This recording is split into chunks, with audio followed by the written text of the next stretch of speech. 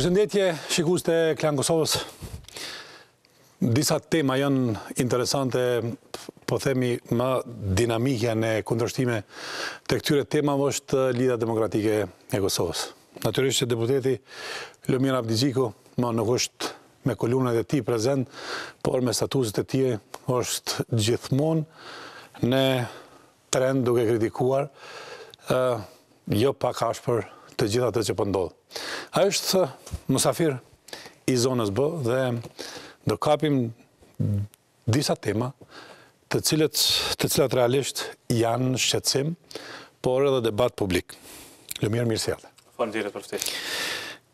Lumir, të pyes diçka me 22 të dhjetor. A ke qenë në djenise çfarë po ndodh? 22 dhjetor, natën dhe ditën e 22 dhjetorit, ne kemi pasur seancën e buxhetit të Republikës Kosovës, të fundit për atë vit, për atë sesion punus, dhe kemi trajtuar buxhetin gjatë gjithë ditës. Dhe thënë drejtën, kemi pasur amandamente të shumta, mbi 200 sosh. Unë isha dhe kryetari i komisionit, më duhet të risha gjatë gjithë kohës edhe në seancë, por gjatë mbrëmjes seancës filluan lëvizjet e deputetëve të Partisë Demokratike të Kosovës fillimisht në mbledhjen e nënshkrimeve dhe kuptuam se diçka po ndodh. Më pas gjatë gjithë kohës kam qenë pjesë e grupit parlamentar dhe takimeve që janë zhvilluar brenda grupit parlamentar të Lidhjes Demokratike të Kosovës. Mirë, a keni qenë djeni në Lidhjen Demokratike se diçka përveç atij peticionit edhe në mbledhjes e nënshkrimeve që diçka ka ndodhur dhe po përgatitet se ndodh para vitit? Në fakt, ne kemi përcjellur me kurreshtje çështjen e peticionit të organizatës së veteranëve të luftës, por nuk kemi pritur që një çështje kaq madhore të artikulohet politikisht në Parlamentin e Kosovës, dhe edhe më pak që të bëhet në mënyrë aq naive brenda natës, sepse edhe për tema më bazike të Kosovës, për ligje më bazike të Kosovës, ne kemi marrë kohë më tepër, kemi shtrirë kanale diskutimi më shumë, kemi marrë konsulta me palë të tjera, pra për një temë kaq madhore nuk e kemi pritur një naivitet të tillë të pushtetit, por besoj që kemi pas luks të trajtimit me dinjitet sipas interesave të Republikës atë natë. Por gjithçka ka qenë e papritur, në natë, madje u tha dhe sot nga ambasadori i Britanisë, ishte një farë kontrabande dhe besoj që ka qenë përshkrimi ndoshta më i mirë që është dhënë gjithë iniciativës atë natë. Mirë, Lidhja Demokratike dhe një pjesë e Partisë Demokratike, shumica e saj, të shtyr apo me qef, nuk është më rëndësi, ajo votimi është i tillë, e ka një referencë, vitin 2014. Atëherë s'ke qenë në Lidhjen Demokratike, por keni qenë për gjykatën speciale. Sot je brenda Lidhjes Demokratike dhe ke të njëjtin qëndrim dhe të njëjtin mendim. Unë kam mbajtur qëndrime parafërsisht të njëjta me pjesën më të madhe të shoqërisë kosovare. Dhe nëse filloj me trajtu gjykatën speciale në vija të arsyeshmërisë dhe drejtësisë, nuk besoj se ka vend për debat, sepse kushdo që ja don të mirën këtij vendi e ka të qartë se gjykata si koncept është i padrejtë për Kosovën. Por drejtësia nuk merret si masë në real politik. Dhe në kohën që është vënë Kosovës zgjidhja përpara, kanë qenë dy alternativa. E para që të themelohet një gjykatë speciale nga institucionet e Kosovës brenda kushtetutës së Kosovës, sepse po harrojmë shpesh që kjo është gjykatë e Kosovës e inkuadruar në kushtetutën e Kosovës, në dokumentin më të lartë juridik të Kosovës. Ose dyta alternativë ka qenë që të themelohet një gjykatë speciale nga forcat e mëdha politike në botë, duke u thirrur në rezolutin e 244, në cilën do të kishte fjalë. Ky ka qenë supozim, s'ka pas në një. Ka qenë deklaratë e drejtë për drejtë e Shteteve të Bashkuara të Amerikës dhe Quintit në atë kohë, se Shtetet e Bashkuara nuk do të parandalojnë një iniciativë të tillë nëse ju vjen, dhe që krimet e tilla do të trajtohen nga një gjykatë e jashtme, në cilën ka influencë dhe Rusia. Pra, në një rrethon të tillë mos pyet a është e drejtë apo s'është e drejtë, pyet se çfarë duhet të bërë për të minimizuar dëmin. Dhe besoj që gjykata speciale ka qenë zgjidhja më pak e keqe e mundshme në një situatë real politikës të disfavorshme për Kosovën. Mirë, minimizimi i dëmit, Lumir, është në dëm të dikuj, megjithatë. Është kosto për gjithë shoqërinë, sepse... Po pse duhet të jetë kost? Pse duhet ta kemi kost? Është kosto sepse në gjithë periudhën e pas luftës nuk kemi bërë mjaftueshëm paktën sipas percepcionit të forcave të mëdha, të fuqive të mëdha, për adresuar krimet e luftës në Kosovë. Dhe edhe njëherë po themi, me drejtësi në real politikë s'matën gjërat, edhe shqiptarët këtë dinë më së miri, edhe Kosova atje, sepse popujt tanë, shtetet tona janë zhbëhe, po zhbëhen edhe sot. Ani pse është e padrejtë, por zhvillimet ndërkombëtare politike sillen bazë fakteve të atë kohës. Dhe fakti i kohës ka qenë që Kosova nuk ka kënaqur kërkesat e komunitetit ndërkombëtar. Mund të argumentojmë se s'është bërë një gjë e tillë, por konsideroj se kjo është punë e historianëve. Edhe tash ne ne jetojmë këtë histori, s'kem nevojë me prit për historia. Edhe mund ta bëjnë edhe sot historianët atë punë, pse s'është bërë ajo gjatë viteve të 2000-ta, por ne sot ballafaqohemi para një situate të re politike, para një zëtimi ndërkombëtar. E drejt ose jo, unë po them që është e pa drejt, është obligim ndërkombëtar që duhet me ndjek, edhe atëherë është dashur ta ndjekim, atëherë është dashur të shtjerrim ndoshta argumentet e të lëbojmë më tepër, ndoshta konsideroj se atëherë ka qenë vonë, sepse jemi sjellur para aktit të krym, kemi harxuar kohë me vite të tëra, dhe sot kemi para vetes prap një zgjidhje. A duhet të anulojmë ose të bllokojmë, sepse të anulojmë s'mund të anulojmë një gjë të tillë, për atë quhet edhe naive, sepse ligji nuk e zhbën gjykatën speciale, veç e bllokon. Apo duhet edhe të marrim kështu koste ndërkombëtare që vijnë me një akt të tillë unilateral, apo duhet ndjekim përkushtimin e shtetit serioz. Sepse më lejoni të them këtë, diferenca mes shteteve serioze dhe jo serioze është sa i respektojnë marrëveshjet ndërkombëtare. Edhe ne duhet ta tregojmë duke marrë parasysh kostot e kërcënimeve që na vijnë përballë. Mirë, po e pyes se gjykata speciale ka një referencë. Referencën me katët dikmarti. Por, nëse po ndërtojmë parime, edhe referencën të cilën ti e përmendë se fuqitë e mëdha ndërtojnë një rregull ndërkombëtare, atëherë ky parim a vlen edhe për Serbi. Është dashur të vlej dhe do duhet të kërkojmë ne votashe tutje edhe se pse duhet të kërkojmë ne kur nuk kërkon bashkia ndërkombëtare. Po them edhe një herë, nëse drejtësinë e mbasim në peshore, mbyllim diskutimin ka herë, sepse s'ka vend për diskutim. Por ne duhet të insistojmë tek miqtë tanë. Dhe për të bërë një sistem neve na duhet fillimisht një pozicion më i favorshëm. Duhet zhbërë skepticizmin që e kemi ngritur tek ta si një shtet që po thirret si dështuar nga jo pak zëra në komunitetin ndërkombëtar. Jo vetëm nga shtetet që se njohin Kosovën ose kanë armiqsi ndaj Kosovës, por ndaj palëve me interes në shtetet që kanë bërë shumë për Kosovën. Dhe më pas të ndryshojmë pozicionet dhe bindjet e tyre ndaj Kosovës dhe ndaj Serbisë, sepse është e padrejtë. Po nuk mundem me shku pafundësisht në pragmatizëm. Jo, nuk kemi shku gjithmonë pafundësisht në pragmatizëm, ose harrojmë ne kemi qenë të përkthyer të bashkisë ndërkombëtare për shumë vite. Tjetër shkaq që s'kemi arrit me shfrytzu dhe kapitalizu këtë përkrajt të tyre, sidomos gjatë shpalljes dhe pas shpalljes së pavarësisë. Kosova ka pasur një percepcion të jashtëzakonshëm në komunitetin ndërkombëtar, nuk ka qenë lehtë as për bashkinë ndërkombëtare të krijojë një shtet. Por tash ndodhemi në një situatë të re dhe ne duhet të kërkojmë drejtën. Po ka qenë edhe lehtë për bashkinë ndërkombëtare ta mbrojë një popull nga gjenocidi. Vërtet, dhe ka qenë e lehtë. Shteti i Kosovës nuk është kriju për faktin që e kemi invitu, po për faktin se pala tjetër ka kriju gjenocid të madh. Pikërisht, dhe kjo është arsyeja në gjykatën ndërkombëtare të drejtësisë që jepet autorizimi Kosovës të shpall pavarësinë, sepse ka pasur represion, por komuniteti ndërkombëtar edhe sot e kësaj dite nuk intervenon le të themi në Siri, ku ka pasur gjenocid. Pra rrethonat e kohës kanë qenë të favorshme për Kosovën, edhe nuk kanë qenë lehtë dhe me siguri në rrethon të re kohore sot nuk do të kishim një intervenim ndërkombëtar, por kjo është temë, po them edhe një herë, e historianëve të Kosovës. Ne nuk i kemi shfrytzuar ato kanalet e mbështetëse që i kemi pasur nga shtetet fshinje të Kosovës, gjithë mekanizmat antarësues. Nuk kemi treguar seriozitet në ndërtimin e shtetit edhe më pak në bërjen e drejtësisë. Kështu të paktën po na faturojnë bashkësia. Mirë, faturimi është okej, po megjithatë ma thuj një rast që Kosova, po ma thuj një rast ku njerëzit në Kosovë nuk janë përgjegjur drejtësisë. Mirë, dhe zot duhet të mos i përgjigjen tash tutje dhe në të ardhmen, sepse është kërkesë vazhdueshme, konsistente dhe është më vonë thonë edhe zotim i Kosovës se një gjë e tillë do të ndodhë. Një situatë regionale që ka të bëjë me dy shtete në konflikt, që është Serbia edhe që është Kosova, realisht do të kërkohen dy gjëra, ose parimet e njëjta. Pse nuk ka gjykatë ndërkombëtare për Serbinë, për krime lufte dhe ka për Kosovën?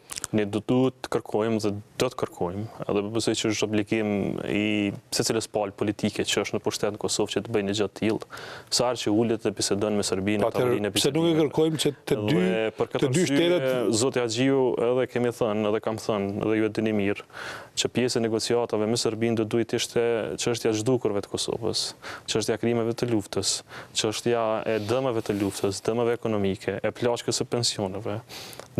Kjo kërkesë është bërë me një arsye të vetme, jo sepse ne duhet të kërkojmë domosdoshmërisht një zgjidhje për një problem dhënë, ani pse është i rëndësishëm, por se zgjidhja atyre e jep formulimin e gjenocidit në Kosovë, jep fakte për të njohur gjenocidin në Kosovë dhe i hap dyrë për trajtim të krimeve të luftës edhe të palës serbe ndaj Kosovës. Por ne nuk e kemi bërë një gjë të tillë. Edhe nëse shikon platformën diskutuese të dialogut me ne nuk kemi bërë një dialog të tillë. Ka qenë më tepër teknike për çështje të parëndësishme, çështje të madhore, problemin bazik të Kosovës që kemi pas me Serbinë nuk e kemi trajtuar.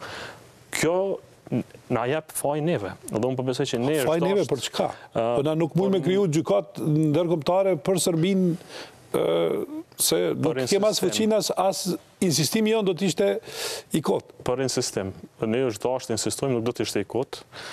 Ne nëse do të bënim pjesën tonë të punës mbar, të trajtonim pjesën tonë të punës mbar, edhe përgjigjja e komunitetit ndërkombëtar do të ishte e mbar. Por ne nuk kemi marrë me gjëra të tilla. Ne komunitetin ndërkombëtar kemi dhënë free ride, domethënë kalem të lirë sa herë që është përmend Kosova, në pajtueshmëri për të bërë çfarëdo që don pushteti jon ose klasa politike jon brenda Kosovës. Pra ka qenë një farë marrëveshje e dyanshme. Të bën çka? Por të ketë dur të lira ne i kam thënë kapje të shtetit. Pra të kontrolloj paran, të kontrolloj vendosjen e njerëzve në politikë, por derisa është e dëgjueshme dhe jep një tik në relacion me Serbinë. Pse në kapja e shtetit është më ndryshe në Shqipëri, Maqedoni, në Serbinë, Bosnë, në Bullgari, në Poloni, s'po di. Kemi zyrtarisht në Poloni kapjen e drejtësisë nga presidenti. Dhe ka pasojë edhe për atë kapje, por në Kosovë nuk ka pasur pasojë të tilla, sepse stadi i zhvillimit të Kosovës dhe integrimit të komunitetit ndërkombëtar ka qenë më pak i avancuar, edhe brengosja e komunitetit ndërkombëtar ka qenë më pak e evidentuar rreth Kosovës. Pra, ne mund të kemi rezerva ndaj komunitetit ndërkombëtar për padrejtësitë. Por edhe herë po themi, mbi parimet drejtësisë nuk zgjidhet politika sot nëpër botë. Shumë shtete e trajtojnë në mënyrë pa barabartë. Shqiptarët janë trajtuar në mënyrë pa drejtë. Po politika jep zgjidhje në bazë të rrethonave të dhëna politike me një kod. Hajde të shkojmë te varianti më pragmatik i mundshëm, për cilën ti ke folë që ne nuk do të refuzojmë asgjë nga gjykata speciale, as nga kjo stat dhe do të ishte pa drejt, jo edukat politike që ne të refuzonim një ligj që ka të bëjë me gjykatën speciale ose me dhomat e specializuar. Në rregull është kjo. Por mbi këto premisa, atëherë i kam disa pyetje. Pyetja parë ka të bëjë edhe me politikën pragmatike që BE-ja ka ndaj Serbisë, që po lëm krimet e luftës, po lëm për çështjet praktike. Ka një javë ditë dhe ditë që e kemi një marrëveshje të zotit Putin dhe Vučić, me 6 pikë. Si është e mundur që Bashkimi Evropian e trajton Serbinë me aq përgdhelësi dhe janë 6 pikat e cilat janë kundër Bashkimit Evropian? Edhe kjo është pragmatizëm? Jo, është shqetësuese. Edhe po besoj që pala jonë në momentin e parë që trajton me bashkinë ndërkombëtare, me Bashkimin Evropian këtë rast, sepse është indikative për ta, e shtron si çështje të avantazhit të vet, sepse ne këtë ta përdorim si avantazh. Se partneri strategjik i perëndimit në Ballkan janë shqiptarët dhe Kosova në veçantë. Edhe se pala tjetër që është kundërshtare jona është afërsisht e lidhur me kundërshtarin e perëndimit. Edhe është tjetër çështje problematik, nuk është e jona çfarë relacioni do të ketë BE-ja ndaj Serbisë dhe Rusisë për një marrëveshje të tyre. Por unë do ta përdorja këtë si avantazh të Kosovës. Unë do ta shpërndaja, po nuk kemi mundësi ta bëjmë sepse liderët tanë mos harrojnë janë të mbyllur edhe të marrë me çështje të prishjes së marrëdhënieve ndërkombëtar, jo me ndërtim të marrëdhënieve ndërkombëtar. Se po të kishim relacione të mira. Nuk ka pas lider që kanë qenë lojal ndaj Bashkimit Evropian dhe Shtetet Bashkuara të Amerikës se sa liderët tanë. Po të kishim marrëdhënie me ndërkombëtarët siç duhet, jo lojalitet të verbër, por marrëdhënie të sinqerta, sepse mos harrojmë Komiteti Ndërkombëtar nuk i ka pasur letrat e mbyllura në Kosovë, kanë ditur sakt çfarë bëjnë liderët tanë politik, kanë ditur sakt bikrimin ekonomik në Kosovë, me mbylljen të shoqërisë kosovare, mbi përplasjet e kota rreth çështjeve më banale në Kosovë. Por sikur të kishim një mend relacione të mira, dyert hapura tek te. Në secilë marrëveshje të tillë të Serbisë me Rusinë do ta shfrytëzonin në favor tonë. Siç e kanë shfrytëzuar kroatët, çka ndërton malazezët e të tjerët në rajon mençur edhe në favor të tyre. Po mirë, nëse ju thoni që kroatët dhe malazezët e kanë shfrytëzuar mençur, nuk mendoni që Maleziu është një prej shteteve më të korruptuara, që është gati shtet feudal? Është i korruptuar. Çfarë kupton me mençurinë ose çfarë kupton me mençurinë e një kaste politike e cila ka pas gjyqin e hapur, për shembull Milo Đukanović që ka pas në Itali gjyqin e hapur për 15 vite. Është i korruptuar, por është rast krejndryshe prej Kosovës për shkak të procesit shëndërtues që cilën është Kosova. Dhe kjo thënia sui generis e Kosovës aplikohet pikërisht në këtë raste. Pra tek ne nuk ballafaqohet komuniteti ndërkombëtar vetëm me ndërtimin e demokracisë, po ballafaqohet edhe me çështjen e ndërtimit të shtetësisë, sepse nuk kemi shtetësi të plotë. Këtë të pranu, nuk kemi as ulse në OKB, nuk kemi as antarësim në organizatat të dorës dytë të kombeve të bashkuara, e nuk kemi ende relacione plota shtetërore me Bashkimin Evropian. Po pse? Por pa drejtësi. Me fajin tonë? Për pa drejtësi të shumta, jo domosdoshmërisht me fajin tonë. Po si mundet që 28 shtete, 5 shtete ta kenë një kriter tjetër për njohje, e 23 tjera kriter tjetër? Logjika na thotë që në rrethana të tilla, sado që janë të padrejta, ne duhet të punojmë me vendet që janë të afërt edhe drejta me neve, dhe që të ndjekim rrugën e përbashkët me këto vende të drejta. Deri kur? Deri sa të bindim palën tjetër, sepse a presin 2 milion njerëz deri sa ata të binden? Kështu ka. Edhe s'kan asnjë shenjë që ata do binden. Sukses historia Kosovës prej 90-ave tutje, kur kemi bashkënduar aktivitetet tona me komunitetin ndërkombëtar, me forcat që kanë pasur mbështetje për Kosovën, i kemi zgjidhur. Edhe një herë i kemi humbur gjys milioni banor. Për çështje të drejtësisë nuk kemi diskutim, por zgjidhja nuk është ashtu të prishme me këta që i kemi meq. Pra hajde të minimizojmë, jo, është... Po jo, s'po thotë kërkush më prish, po më spaku ta trajtojnë një çështje mbi parimin. Speciale është, po i morëm si që janë deklaratat e Quintit dhe fuqive të mëdha. Nuk po flasim për zbërje, po flasim për ç'vendosi. Por sidoqoftë, çdo ndryshim i marrëveshjes ndërkombëtare, çdo ndryshim i njanshëm dhe zbrapsje e Kosovës, nuk kupton edhe prishje dhe me ata pak njerëz dhe pak me çeki. Pra, e jona është që të forcojmë lidhjet e mira që i kemi, duke mos i dhënë shkas as këtyre vendeve, pas vendeve të tjera, për të quajtur Kosovën shtet dështuar dhe të bindim më pas gradualisht me shpresë shumë, mund shumë edhe më tepër, që të bëjnë drejtën siç na takon si popull, dhe siç e ka thënë gjykata ndërkombëtare e drejtësisë, sepse kemi drejt të shtetësisë. A garanton lidhja demokratike dhe ju si pjesë e saj që në këtë proces pragmatik, ndoshta të gjatë, që një pjesë e të rive do presin pafundësisht këtë garanci pragmatike. Që të bashkërendojmë, se fjalët bashkërendim është kogja e vjetër, një 30 vjet në këtë vend, dhe ky bashkërendim ka qenë bukur i gjatë. Por a presin këta njerëz dhe a mund ndodhë që veç kur i shenë një ditë që s'kan viza, s'kan perspektiv, s'kan shpresë, dhe s'kan gjitha këto, dhe nuk është këtë për fajnë tonë, do ikin dhe do shkatrojnë gjithat pragmatizëm për cilën na synojmë. Çfarë alternative tjetër kemi?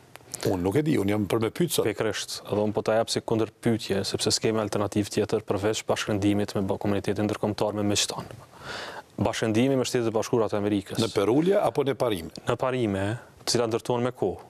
Po me kohë. Jo pas marrjes së vesh dhe pas ndërtimit të relacioneve, ndryshimit tyre. Nuk se ndryshuat lidhja demokratike ishte qetë në pushtet 3 vjet. Të përgjigjem me këtë, sepse është është esenciale të thuhet që bashkëndimi me Shtetet Bashkuara të Amerikës është rruga më e shkurtë e mundshme për të arritur në bërjen e Kosovës një vend normal evropian kurdo që duhet më ndodh ajo. Unë uroj që ndodh dhe do ndodh sa më shpejt.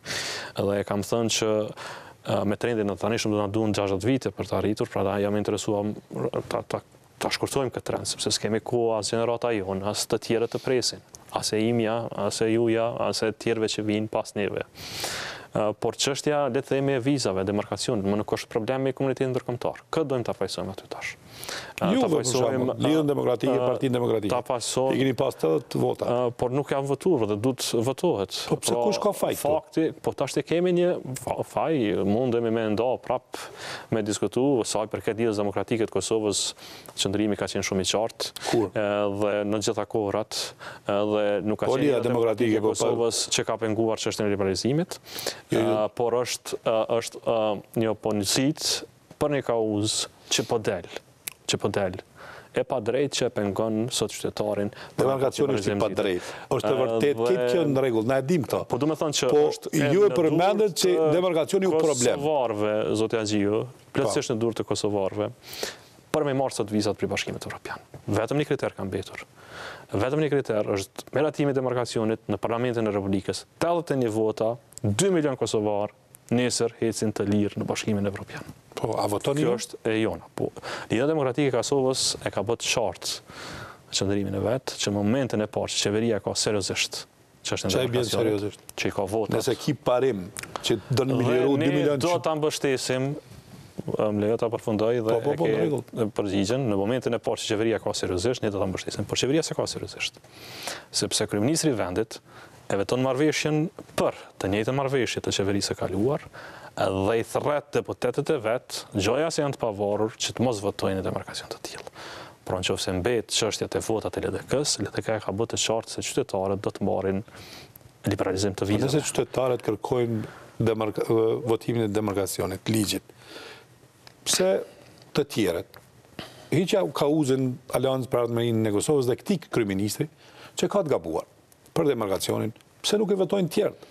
Prapë është në dorën e kosovarë. Është dorën e leadershipit. 87% e njerëzit të Kosovës votojnë i demarkacionin. Dhe po besoj që është e drejtë, kërkesë e drejtë, po besoj që pajtohemi të gjithë, madje edhe në komunikime që mund t'i kemi me tritë të reja të Kosovës kanë këtë breng, por është e pa drejtë që leadershipi i vendit, ata janë aty për përgjegjësi, nuk janë për të hequr dorën nga përgjegjësia, të mos i prinë çështje kaq interesit madhor për vendin.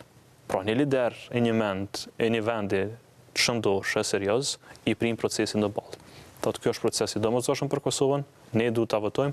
Ai angazhohet për të bërë votat, për të lobuar për bërë votat. Jo të abstenojë nga procesi, kështu ndodh në vende demokratike. Nuk ndodh në vende demokratike dikush me votu për një marrëveshje dhe mos me u marr me atë çështje hiç, përkundrazi me lobu kundër. Pra edhe një herë për t'ju kthyer çështjes së problemit Kosovës, përderisa ne zbulojmë afera të tilla dhe kauza fiktive, natyrisht rruga jonë drejt përgjithësisht do të mbetet e lënë pas. Dhe kjo çështje duhet harrohej 2 vite më parë, kur ishim në paketë me Gjergjinë dhe Ukrainën, edhe fatkeqësisht për shkak të kauzave të opozitës së atëhershme, dhe fatkeqësisht për shkak të moszgjidhjes që kjo qeveri po i bën tashti, kjo çështje do të mbetet e bllokuar për një kohë më gjatë. Mirë, unë mendoj që çështja e demarkacionit tash është çështje e parlamentit, nuk është vetëm e qeverisë. Është e qeverisë, sepse qeveria parse proceset nuk ka abstenim të tillë në demokraci. Kryeministri prin proceseve sidomos jetike të Kosovës. Po ta lëm që ka kauzën e gabuar. Po duhet të kërkoj falje atëherë, ose të pranoj, ose të bëj votat, dhe t'jap zgjidhje qytetarëve të vet, sepse kush smërzitet çfarë kauze ka kryeministri i vendit, galet e 2 milion shqiptarëve të këtij vendi janë shumë të mëdha. Qeveria megjithatë është e përbërë prej 3-4 partive politike, 5, as 6, as 22 parti politike. 22 parti politike që janë brenda në këtë. Dhe nuk i takon vetëm një kryeministri, i takon edhe kryetarit kuvendit, i takon edhe tjerëve. Dhe kjo mund të shkojnë në parlament dhe na të pështojnë me fytyrë këtë vend. Unë po pajtohem që është përgjegjësia e pushtetit, secili më shumë, secili më pak, dhe partnerët e koalicionit kanë këtë problem, nuk po japin zgjidhje, përkundrazi po e bëjnë më tensionuar, sepse nëse shqetësoni raportin që kanë dërguar në parlament, ai raporti përcjellës nuk është qartësues, përkundrazi është jep konfuzion të madh, sepse thotë që ka vepër penale, por mund ta votoni. Kështu nuk vepron një qeveri serioze. Edhe fakti që demarkacioni nuk po jipet si alternativë me këtë qeveri e bën të domosdoshme shkurtimin e jetës së kësaj qeverie. Edhe kjo është më pas kauza që ne duhet me ndjekë si Kosovë, sepse ka të punojmë. Çka do tjetër? Nëse e mbajmë të mbyllur Kosovën dhe hupim trendin e ndjekjes së rrugës me Bashkimin Evropian, e tash pas disa viteve tankohemi pse BE-ja është e padrejtë ndaj neve, kur me vitet tona kemi mbajtur për asgjë një kauzë të tillë. Mirë, kjo është pjesa e parë e bisedës, shkojmë me reklamat dhe kthehemi te kjo pika. Domethënë se kjo qeveri ka jetën e shkurtë dhe sa është lidhja demokratike e gatshme që ta vazhdoj, ta rikrijoj apo të shkojë në zgjedhje për faktin se kjo qeveri nuk di të bëj punë. Shkojmë me reklamat, kthehemi në studio. Kthehemi në studio me Lumir Abdixhiku, deputet i Lidhjes Demokratike të Kosovës. Lumir, konkretisht e përfundove në pjesën e parë të intervistës me një fjali. Kjo qeveri do ta ketë jetën e shkurtë. Pse? Po bën shumë arsye. Dhe më fundit, më freskët është se ka humbur kredibilitetin që Kosova ka, si që duhet ta pasqyrojë përballë komunitetit ndërkombëtar. Sepse elita politike në radhë të parë kryeministri, kryetari i kuvendit dhe presidenti i vendit nëpërmjet avanturës së tyre kanë humbur besueshmërinë tek partnerët tanë kryesor. Të tillët nuk janë në gjendje as të përfaqësojnë Kosovën, as të hapin dyrë Kosovës jashtë, e edhe më pak të kryejnë shërbime qytetarëve tanë. Madje kjo është vërejtur për nivelit të vizitave tash sa kohë që mungojnë liderëve tanë. Dhe mos të kishin qenë këto vizitat rajonale me lider të rajonit, pak kusht të t'i priste. E dyta, fakti që dhe të themi një kryeministit... Do t'jetë kjo referent? Po, shumë e rëndësishme, sepse kredibiliteti ndërkombëtar në këtë kohë për Kosovën është jashtëzakonshëm. Po ka shtete që liderët nuk i shkojnë jashtë me muaj ka të lloj-lloj shtete, por përballë neve kemi shtete si Serbia, cilat dyrt i kanë të hapura gjithandej nëpër botë, dhe neve në këtë kohë do të na duhej një leadership që i qil dyrë Kosovës, jo që i mbyll Kosovës dhe vetës. Pra fakti që le të themi një ambasadë amerikane, një shtet amerikan refuzon një vizë për një kryeministër një vendi është shqetësim për te të zakonshmës dhe një lajm editor, është deklaratë, është qëndrim politik dhe është mesazh ndaj qytetarëve të Kosovës, sepse mesazhi nënkupton që kjo elitë politike nuk mund të çojë përpara Kosovën sepse as vetëm s'mund të kërkojë. Pra, çka mund të presim ne prej dikujt që s'merr vizë, që na bëjnë neve të tjerëve viza. Me të thënë drejtë, nuk është e drejtë për arsye se i ka dhënë një lideri tjetër i cili ka gjujt gaz do sjellë. E dyta, prapë të drejtësia, por është mesazh politik në situatë të re politike. E dyta, nuk besoj që kjo qeveri ka pas arsye të ekzistojë që nga dita e parë e themelimit, sepse ka treguar një menaxhim kaotik të Kosovës, duke thyer gjitha principet demokratike që një shtet duhet të ketë. Mos harrojmë shtetet funksionojnë me siguresa të sistemit. Pra, ka gjyqësi, ka agjencione, ka organizata, ka ligje, ka parlament, që duhet të respektohen.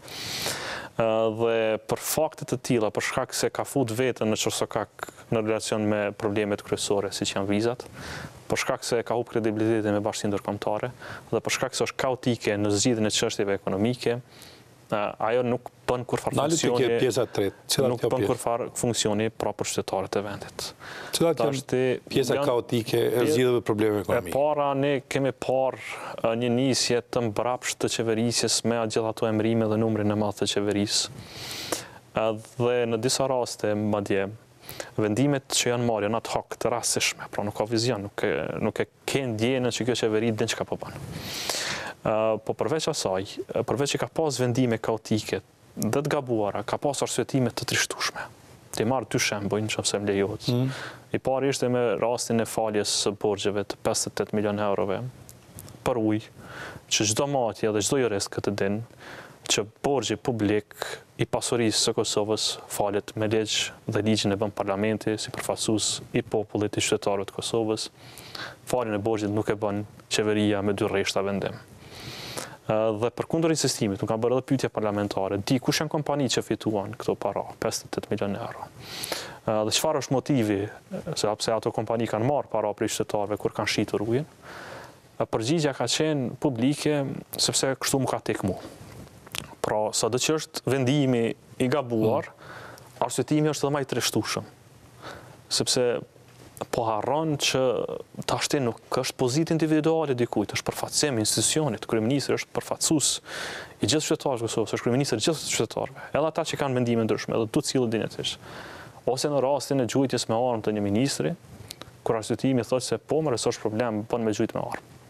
Tash paramendojmë do të një familje ndershme kosovare, cila punon në bar, i pagun taksa këtij shteti, respekton ligji për shkeljen më të vogël të mundshme dënohet për shtetit.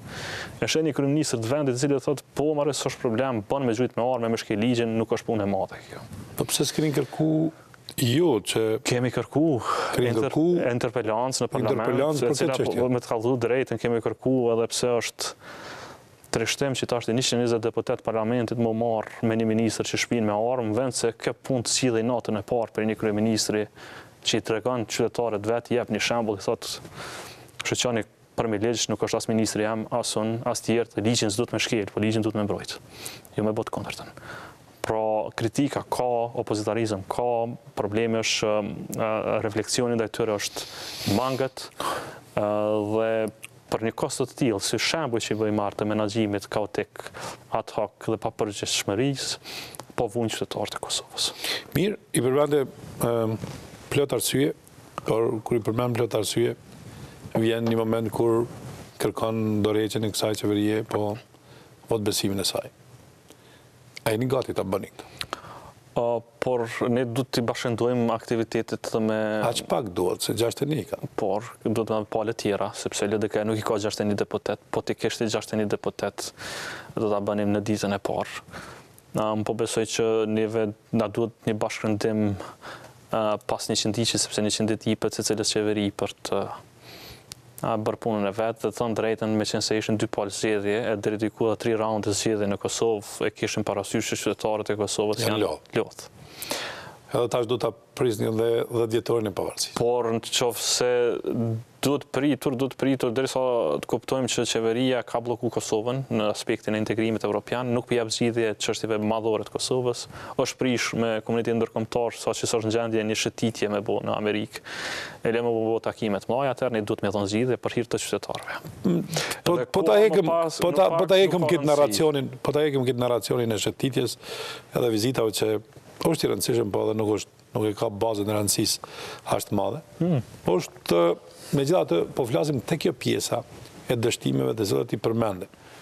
Me që i përmende taksativisht disa dështime. Çka nëse jeni aq me fat dhe ju japet dorë qeveria shumë shpejt?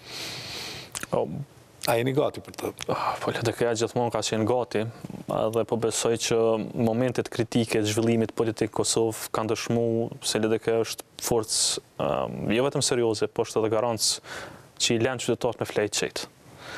Sepse LDK-ja mund të ketë defektet e veta, dhe nuk i mbyllim defektet. Ju një mu për zë kritik dhe plot të tjerë brenda LDK-s për defekte që mund i kemi. Po kur vjen çështja të interesi madhor i Republikës, i Kosovës, i mbrojtjes së dinjitetit vendit edhe i qetësisë që japim si garancë të qytetarëve, jemi pa konkurrent. Dhe me gjitha zhvillimet politike që më ndodhin në Kosovë, LDK budet që është forca vetme normale në vend që mund të menaxhoj me maturi, me pjekuri, me partneritet të rëndësishëm, që i ka dyrë të hapura në për gjithandej në për Evropë, dhe që mund të jap zgjidhje problemeve thelbësore të Kosovës në Kosovë. LDK gjithmonë ka qenë e gatshme, është më e fuqishme sa që ka qenë më parë, është më unike sa që ka qenë më parë. Por dikush ja kujton një gjë se 12 deputetët e juaj e kanë bllokuar gjithashtu demarkacion. Dhe qëndrimin e tyre duhet të pyetur sërish për të parë çfarë qëndrimi kanë, por nuk ka qenë problemi tek 12 deputetët, po them edhe një herë ka qenë problemi tek opozitarizmi me gaz letësjellës edhe me molotov, kështu që mos i ka pas ngjarje shumë të rënda se sa vendimi deputetëve, ne nuk i kemi lënë me votu njerëzit me i dhënë mendimet e veta. Prandaj po them edhe një herë, LDK-ja do të jepte zgjidhje problemeve të Kosovës, të paktën nëse asgjë tjetër në mënyrë më të shpejtë dhe më të mençur se sa alternativat ekzistenciale që janë në Kosovë, të cilat po bëjnë avantura për interesa personale ose të tjerë që nuk janë skel politike më fare hiç me probleme të brendshme kur Kosova vlen.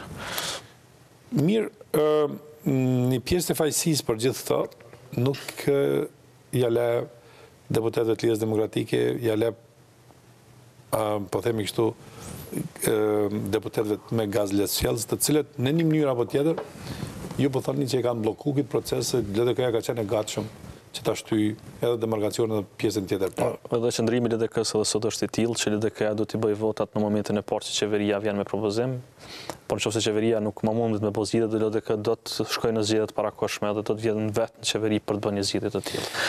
Sepse arsyetimet mund t'i japim qytetarëve çfarë dojmë, por kemi një përgjegjësi pak më të madhe se sa arsye në fjalë. Dhe natyrisht edhe për nga garanca që i japim si forcë politike, ne do të vlerësojmë edhe po besoj që do të vlerësojmë për qytetarëve tanë. Në zgjedhjet e ardhshme LDK-ja siç është dëshmuar edhe për zgjedhjet e kaluara do të jetë forcë që mbart primatin politik në Kosovë. Dhe për bindjen time do të jetë forca që dërgon Kosovën atë rrugën evropiane. Pra ato vitet 20-30 të Kosovës që janë decisive për të bërë shtet normal, do të përcaktohen prej një LDK-je që e jep këtë garancë. Dhe LDK-ja që nuk është perfekte. Jo, nuk po flasim se perfektja është më adekuatja në nevojat politike që i ka. Jo, asaj perfektja është larg këtij vendi, por po të pyes a mund t'i marrë gjitha përgjegjësitë. Për shembull, nëse ju japet rastin mars, që ta keni qeveri. Dhe ka gjasa që fryma a ne i shkon. Ma thuj, a jeni të gatshëm t'i kontrolloni proceset e dërgimit e të akuzurve në tribunal, që ta kryeni procesin e demarkacionit me gjithë këto kundërshti dhe me kënd do ta bënë. Dhe e treta, 3 probleme tjera që kanë bëjnë me dialog, që mos t'i përmendëm të cilat një. LDK-ja jo që është e gatshme, por s'ka alternativë tjetër në Kosovë përveç LDK-s që mund t'i bëjë këto gjëra. Sepse të tjerët do të bëjnë veprime të tilla, të rrezikshme për vendin, naive, të pamatura, të tjerë s'do të japin zgjidhje, do të bllokojnë vendin. Pra i vetmja alternativë politike në Kosovë që i bën zgjidhje probleme të tilla politike, shoqërore, ekonomike, kulturore, çfarë do të qofshin tjerat, është LDK-ja. Dhe LDK-ja këto e ka treguar sepse këto proceset kanë ndodhur. Është LDK-ja që ka qenë pushtet. Po proceset LDK-ja ka qenë pushtet dhe e ka leju pa ndeshkueshmërinë në këtë vend. Keni pas gazin lësjell brenda në parlament, në rrugë. Është lejuar prej pamaturisë të menaxhimit situatës politike edhe të partnerëve të koalicionit. Kjo është gabim, dhe si quhet si dush. Por jo deni qëndrimin tim edhe për partnerët. Jo, po flasim për qëndrimin, tash po flasim për partinë. Këto janë pasojat e një partneriteti të tillë, sepse kur e ki partnerin pjesë të problemit, ai edhe prodhon probleme. Por kjo ka pak rëndësi tani. Rëndësi ka që LDK-ja mund të jap zgjidhje probleme politike në relacion me Bashkimin Ndërkombëtar, sepse është forca vetme që shihet nga ata që është stabile, që është e interesuar të mbajë rendin kushtetues të Republikës pa bë salto të tilla politike si të 22 dhjetorit. Është më e përkushtuara në aspektin ekonomik dhe zhvillimit ekonomik, sepse s'ka diskutim për alternativën tonë ekonomike që është vend dhe rezultatet po shihen me kohë, pak po shihen në normalitet që po i mungon Kosovës në mungesë të LDK-s dhe me gjithë potencialin që ka. Pra nuk është vetëm forcën që ka tani, ka dhe potencial të marrë njerëz tjerë nga jashtë në këtë bindje të vet politike që ndërton, të jep një alternativë thash për vitet 2020-2030 lehtë si forcë normale politike. Ne nuk frigohemi, as kemi frikë, as do të kemi frikë prej kërcënimeve, shantazheve të kujt do qofshin ato, për çfarë do arsye qoftë, sepse parimi jonë është rendi kushtetues i Kosovës dhe të tjerat janë më pak të rëndësishme në këtë parim. Mirë, megjithatë një partneritet me dikë do e keni. Nga gjuha, që po e përdorni sa ndjeni të zgënjym, me gjitha këto 22 parti që janë brenda, të cilat realisht janë ka bllokojnë shtetin, ky konstatimi juaj. Një parti e cila gati është me përplasje të mbrëmshme që është vetëvendosja, një pjesë tyre që i ke edhe miq, por e ke humbur shpresën në një mënyrë apo tjetër, që megjithatë me dikën do të bashkëpunoni. Ku e gjeni forcën, nëse ju jepet rasti mars, prill, ta ridefinoni veten në një qeveri si do të duket ajo? E para ne duhet ndërprer procesin e qeverisë, e dyta duhet përgatitur për zgjedhje, e treta duhet dalim të parë në zgjedhje, e katërta duhet parë alternativat për bashkëqeverisje. Tash për problemet e një partie tjetër, do të dëshiroja mos komentoja shumë, sepse s'më takon. Po, mirë. Edhe po besoj që edhe këshillat e mia të një kundërshtarit politik nuk jo vyn ose nuk hyn. Nuk i vyn këtë moment se mund të shkakton problem, edhe kjo është vërtet. Por çka duhet të them është do dëshiroja e para përplasje dhe pikpamjet në vetëvendosje të ndryshme kanë qenë evidente për secilin që ka pas erë për politikës në Kosovë. Qëndrimet kanë qenë shumë të artificiale dhe të harnuara. Por do dëshiroja të sheja një proces demokratik në një parti që mund të ketë potencial në të ardhmen, por gjithmonë duke i ruajtur frymat pro-republikane të Kosovës dhe çdo frym tjetër anë interesave të Kosovës republikane të kushtetutës të rendit të kushtetutës Kosovës nuk është alternativë e mirë as për lidhjen demokratike të Kosovës as për Kosovën. Është interesant që duke mos pas pushtet lidhja demokratike, duke mos qenë deputet kryetari i saj, Lidhja demokratike ndoshta e ka pozicionin më stabil që prej unë sa një lidhje demokratike. Do të thonë nuk ka pas asnjëherë stabilitet brendshëm më shumë. Nëse nuk është ky një, po themi kështu, një mashtrim publik, unë po bëj pyetje, pra arsye se parafërsisht e di bukur mirë se si është brenda, po megjithatë po bëj pyetje. Prej nga erdhi ky stabilitet brenda lidhjes demokratike, stabilitetin brendshëm. Dhe si është e mundur që një lider i cili realisht mandatit i kalon vitin e ardhshëm, domethënë vitin 2019, të qëndrojë i qetë duke mos pas as pushtet. Kjo është një specifike e veçantë një partie politike dhe asnjëri duke mos kërkuar që ai të largohet dhe të zëvendësohet me një figurë tjetër. Është një karakteristikë të cilën realisht rrallë mund të gjenë në një parti politike kudo që tjetë. LDK-ja ka kuptu një gjë të rëndësishme që s'ka qenë vështirë me kuptu, që marrja me veten e zvogëlon atë. Edhe që forma vetme e rikthimit të LDK-s në kohë duhur, momentin e duhur me kapacitet plot për vendin është unifikimi dhe bashkimi. Megjithatë një garë do ta kesh brenda. Po gara mundet me u zhvillu, do të ketë garë dhe besomni që debatet që i bëjmë edhe në grup parlamentar, edhe në grupe tjera, forume tjera që i kemi, nuk janë të pajtueshmërisë së plotë të gjitha. Por parimi është i thjeshtë që qëndrimet mirën bashk, vendosim bashk dhe në publik më pas i mbrojmë këto parime bashkarisht. Dhe po besoj që këtë ekuilibër LDK-ja ka arritur me sukses. Natyrisht që kryetari i partisë është më meritor në këtë drejtim sepse ka arritur të bëj bashk idetë e ndryshme në një fond diskutues. Ka shumë punë përpara për të bërë hapjen e LDK-s dhe për këtë do të punojmë.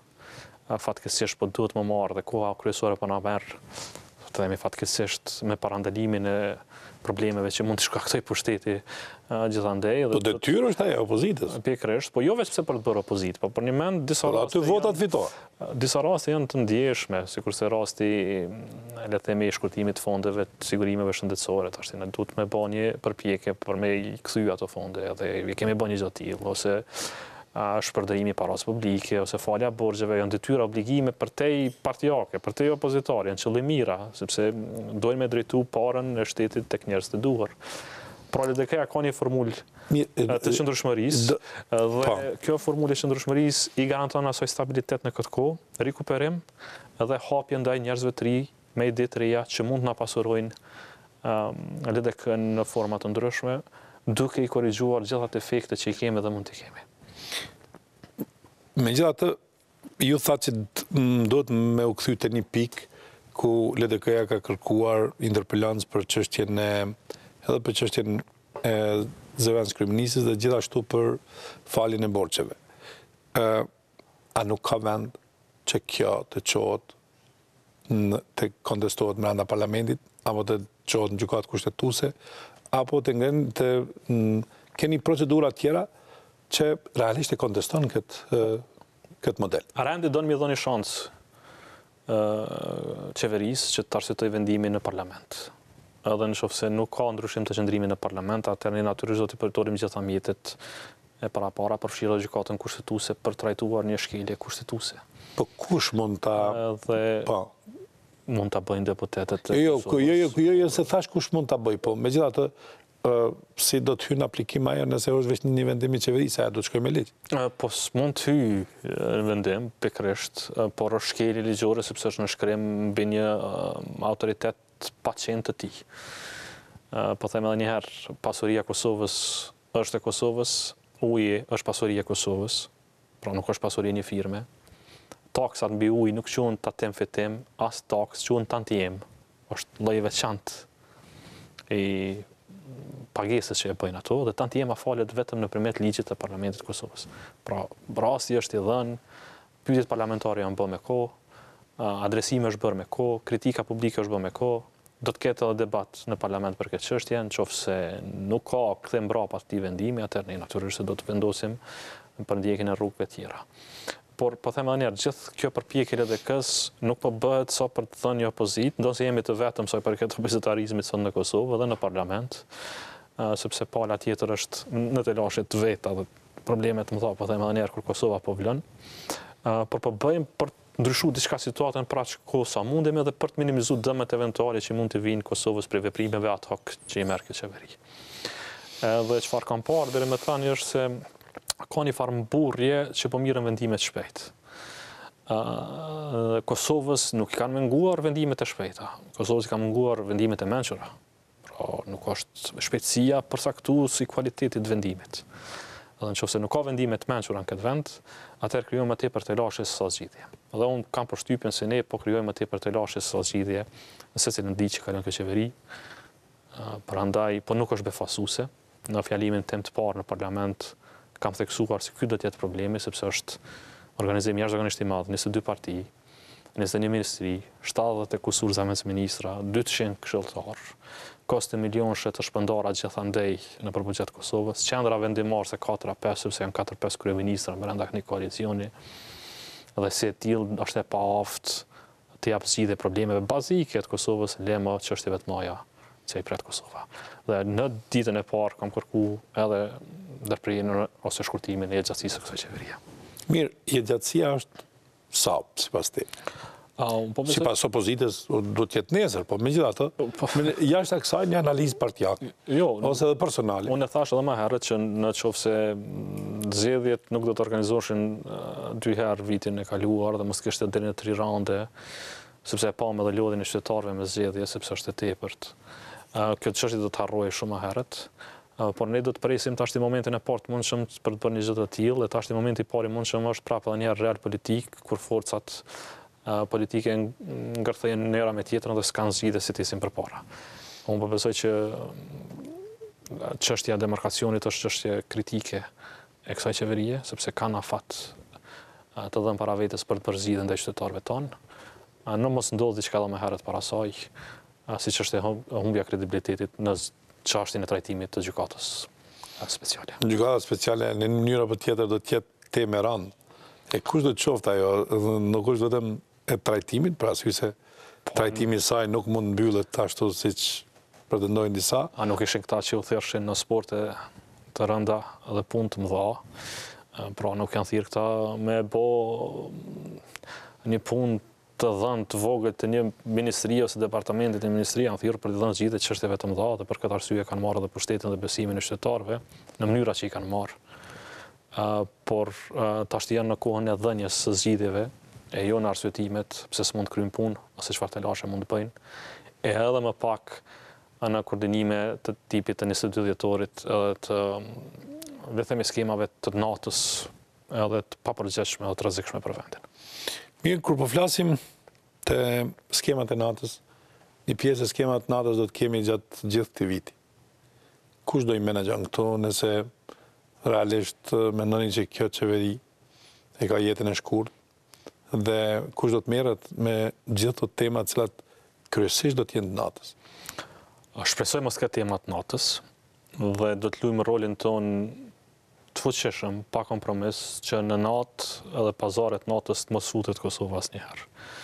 Dhe natyrisht LDK i beson vetes edhe forcës së vet që e ka, Nuk di që noi burgosje bot ditën, po në rregull. Ndoshta keni ju informacione tjera, unë nuk e di se si do ndodhin ato çështje, por sido që ndodhin, po që LDK në pushtet, do të menaxhoj me plot përgjegjësi çfarë do që vjen përpara, sepse para interesit të shtetit, nuk jemi të fol pak, nuk ka individ, nuk ka asgjë tjetër. Shteti i parë është përkushtimi i shtetit ndaj relacioneve ndërkombëtare që duhet të respektohet deri në fund. Dhe edhe njerë po themi, LDK-ja është duke kërkuar fuqinë për të çuar procese çfarë do të qofshin ato deri në fund, sepse nuk ka frikë nga ato. Përkundrazi është e vetmi alternativë, e vetmi apo theksoj që mund t'i bëj këtë çështje deri në fund. Nuk do duhet ta thoshë ndryshe. Jo pse duhet me thonë, por sepse qytetarët po besoj kanë kuptuar në vazhdimsi normalitetin dhe sigurinë që LDK-ja jep. Ne nuk jemi të prirur për të bërë aktivitete të tilla, nuk dim të bëjmë aktivitetet e natës, nuk dim nisim diçka të fajsojmë dikë tjetër.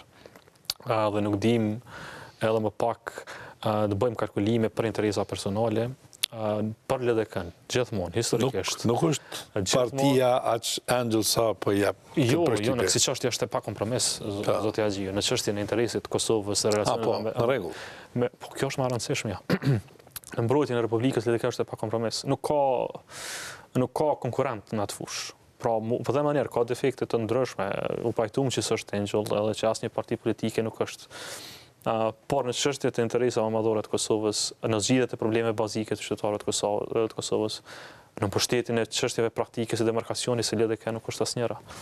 Pra, LDK-ja ka pas qartë rrugën se si të liberalizohen vizat, LDK ka qartë se si duhet zhvillohet ekonomia e Kosovës, LDK ka qartë se duhet të mbahet partneriteti me miq të ndërkombëtar, si duhet takohen forcat e mëdha dhe të binden ato për punën. Dhe gjitha këtu e bëjnë pa e hiperbolizuar shumë një alternativë mëse normale në një ambient abnormal në cilin është Kosova. Me qenë se po thu Lumir kësaj, me thuj 3 vite ose 4 vite ku LDK-ja s'ka qenë pushtet. Për vitit 2001. Në rrethana të ndryshme kohore, LDK ka qenë forca vetme politike në Kosovë, që ka mujt me dhona siguri edhe të shpalljes ndoshta të pavarësisë, për atë arsye është mbajtur në pushtet, edhe të zgjidhjes së menaxhimit të krizave në atë kohë. Pra, po LDK-ja ka mbajtur pushtet dhe është mban përgjegjësinë e plotë edhe për të mirat dhe për të këqijat e kohës që i ka mbajtur. Pra, mban përgjegjësi edhe për proceset historike të Kosovës, edhe për dialogun e Vienës, edhe për shpalljen e pavarësisë. Siç mban përgjegjësi të plotë edhe për opozitarizmin e bërë gjatë thasjet një, siç mund mbaj edhe përgjegjësinë e plotë gjatë qeverisjes me kryeministër të vet, edhe siç mban sot përgjegjësinë e plotë në opozitarizëm, edhe do të mbaj nesër përgjegjësinë në qeveri. Pra, LDK-ja mund të kreditohet sa dhe të fajsohet për çështje të ndryshme të historisë së Kosovës, por rrethanat e tanishme sot në Kosovë janë të ndryshme prej ato që kanë qenë le të themi në vitin 2000-2004 ose 2004-2007. Edhe në një ambient të ri të Kosovës, le të themi një Kosovë para evropiane, unë nuk na duhet më një mendësi e vjetër, e cila ndoshta ka kryer punë para 2-13 viteve, aq ku më duket se ka mbet edhe ky stil qeverisës që po kemi tani, por duhet një forcë politike që sheh përpara. Dhe t'ja lëmë të tjerave të le të bëjnë historinë, le të na gjykojnë mbi të kaluarën, por LDK duhet gjykohet me atë që ofron përpara. Edhe po them edhe një herë, kur të flitet LDK, duhet sinonim të jetë liberalizimi i vizave, duhet të jetë shteti me dinitet që ka dyert të hapura në BE, duhet të jetë zhvillim ekonomik. Po çdo trisene në jetë LDK-ja, dhe po çdo trisene do të argumentoj për 10 vite të ardhshme si forcë politike në Kosovë. Mirë, kjo ishte intervista një përmbyllje me dëshirën tonë se si do të duhet të ishte, edhe do të jetë lidha demokratike, por prej këtyre fjalive deri te pika kur do të hyni në pushtet është prap një garë. Faleminderit shumë. Faleminderit të juve dhe në këtë garë do të bëjmë rolin tonë opozitar si shembull. Edhe po besoj që e kemi bërë deri tani. Jemi opozitë aty ku duhet ndryshojmë, bëjmë ndryshime dhe ku duhet të kundërshtojmë dhe mbrojmë interesin e Kosovës. Faleminderit. Faleminderit shumë. Kënaqësi.